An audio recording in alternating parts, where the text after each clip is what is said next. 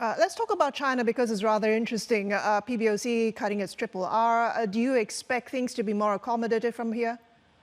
I think we are expecting more targeted easing from PBOC. I think there has been a signaling of concern. I think that the balance of growth inflation risk, I think, are leaning a little bit more towards growth.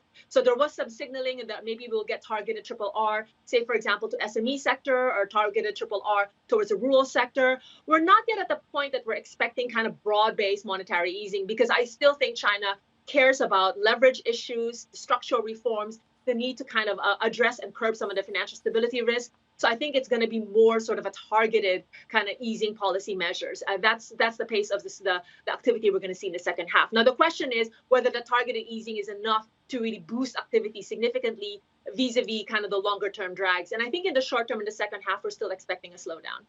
How are you factoring in this regulatory noise coming from China when it comes to coming up with new rules to ban tech companies from listing in the US? How is this going to filter through into the market? I mean, obviously we have to kind of pick and choose and try to understand what China's strategy is. I think right now, from as an economist, we want to see to what extent animal spirits is being impacted, and that's going to detract, for example, private investment.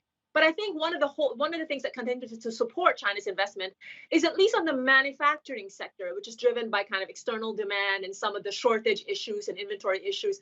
I think that continues to be relatively okay.